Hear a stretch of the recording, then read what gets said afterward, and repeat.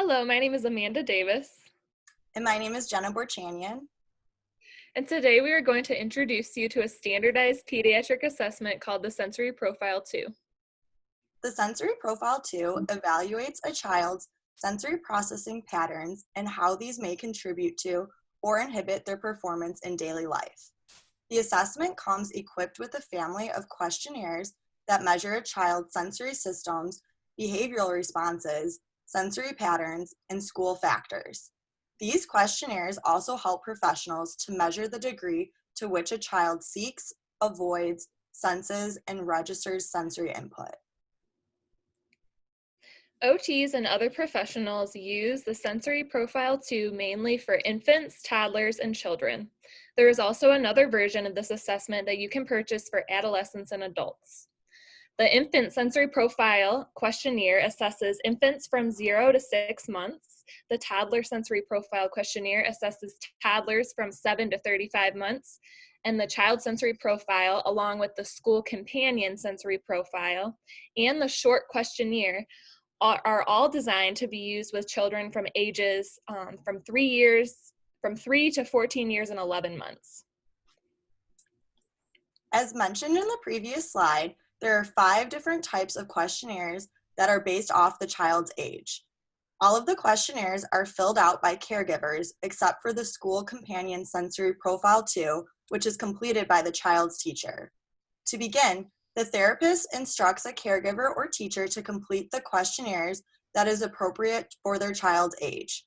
They fill out the questionnaire based on their observations of the child's sensory processing. Each questionnaire contains some combination of sensory system, behavior, sensory pattern, and/or school factor categories.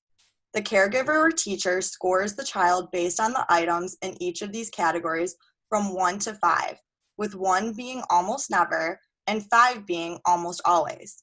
The sensory system category contains items related to the child's auditory, visual, touch, movement, body position, and oral processing. The behavior categories includes items related to the child's conduct, social, emotional, and attentional responses. The sensory pattern category includes 4 quadrants, which are seeking, avoiding, sensitivity, and registration. The school factors category is only in the School Companion Sensory Profile 2, and it includes 4 school factors which reflect the student's need for external supports, reflect the student's awareness and attention, reflects the student's tolerance within the learning environment, and reflects the student's availability for learning within the environment. The therapist then adds up the child's raw scores for each category and compares that score to the total number possible. A normal distribution curve is used to classify the child's score compared to the score of a normative sample of children without disabilities. It classifies the child's scores as just like the majority of others, more than others, less than others, much more than others, or much less than others. Quadrant definitions are used to better understand and interpret the child's sensory pattern scores, which again are sensory seeking, avoiding, sensitivity, and registration. The definitions include the degree to which a child obtains, is bothered, detects, or misses sensory input. This scoring is based off of Dunn's model of sensory processing, which will be further explained in the following slide.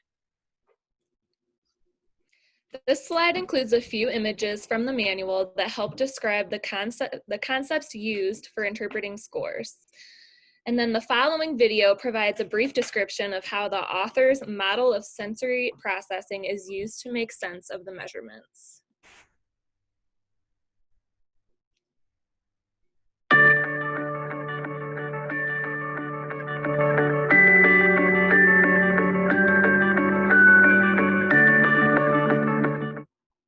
Now, this is really a slide describing the model.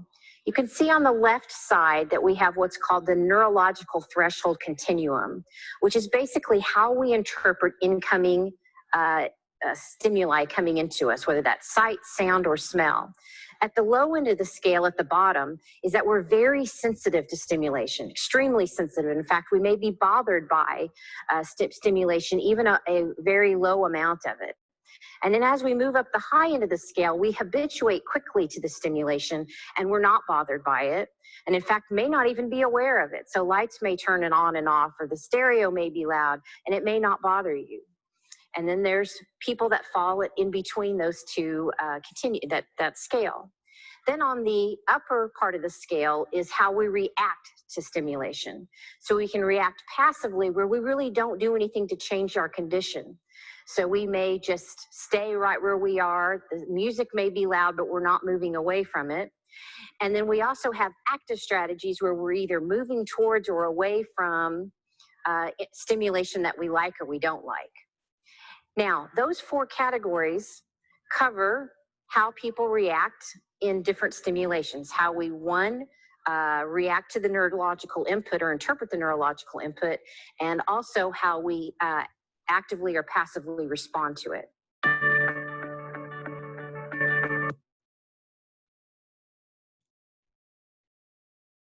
On the next 2 slides, we have provided a few examples of different questions from each of the age-based sensory profile forms.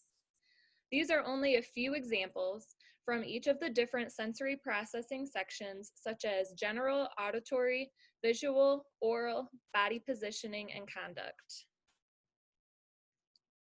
Here are more examples from the sections, such as social emotional, attentional, movement, and behavioral processing. The short form of the Sensory Profile 2 only includes 2 sections, sensory processing and behavioral responses associated with sensory processing. There are several reasons why an occupational therapist may choose to use this assessment. The Sensory Profile 2 provides a standardized means for OTs to capture a child's responses to sensory experiences during the natural course of daily life. The results suggest which sensory systems might be supporting or interfering with the child's occupational performance in various settings, such as at school, at home, and in the community. The Sensory Profile 2 provides information about the child's sensory challenges and strengths and links it to participation so that OTs can use this information to develop effective interventions. It also focuses on activity demands and contexts so that OTs can make adjustments to these in order to increase participation. The questionnaires are relatively easy for caregivers and teachers to understand and quick to fill out. And this assessment is family and child-centered. And lastly, it is also evidence-based and allows OTs to provide theory-based decision-making.